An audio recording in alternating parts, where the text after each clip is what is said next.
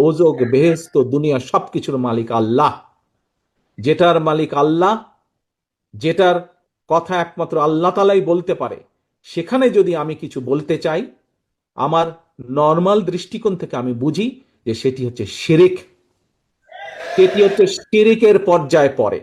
মুসলমান হিসেবে আমরা বিশ্বাস করি এই পৃথিবীতে এবং পৃথিবীর বাইরে যাবতীয় যা কিছু আছে, আমরা যা কল্পনা করি, যা কল্পনা করতে পারি না, সকল কিছুর মালিক একমাত্র আল্লাহ তাআলা, একমাত্র আল্লাহ রাব্বুল আলামিন।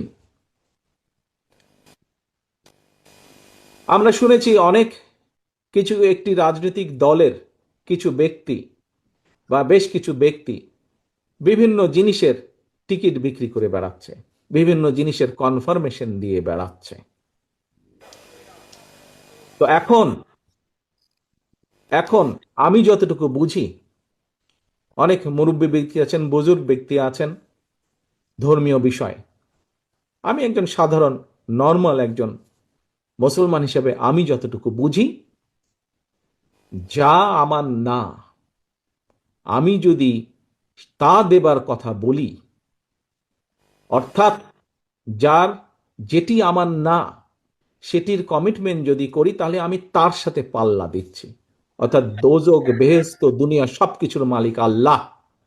যেটার মালিক আল্লাহ, যেটার কথা একমাত্র আল্লাহ তালাই বলতে পারে, সেখানে যদি আমি কিছু বলতে চাই, আমার নর্মাল দৃষ্টিকোণ থেকে আমি বুঝি যে সেটি হচ্ছে শিরিক, সেটি হচ্ছে শিরিকের পর্যায়ে পড়ে। কাজে তোমাদেরকে ঘরে ঘরে যেতে হবে এবং বলতে হবে যারা এইসব কথা বলে তারা শিরিক করছে, আপনি যদি তাদের কথা শোনেন আপনিও শিরিকের পর্যায়ে পড়ে যাবেন। যার অধিকার একমাত্র আল্লাহ তাআলার, সেটি একমাত্র আল্লাহর অধিকার। কে কোথায় যাবে, কার ইহকালে কি হবে, পরকালে কি হবে, তার অধিকার একমাত্র, ডিসাইড করার অধিকার একমাত্র আল্লাহর।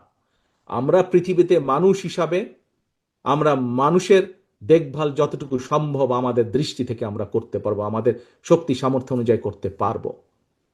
আমরা এ কালেরটা করতে পারবো, এই কালেরটা কম বেশি আমরা মানুষ হিসাবে যা আমাদেরকে ক্ষমতা আল্লাহ দিয়েছে তার ভিতরে করতে পারবো। যা ক্ষমতার বাইরে তা আমরা করতে পারবো না। কাজী যারা এসব কথা বলে তারা ইনেবে শিরিক করছে। একজন মুসলমান হিসেবে আমি সেটাই বুঝি।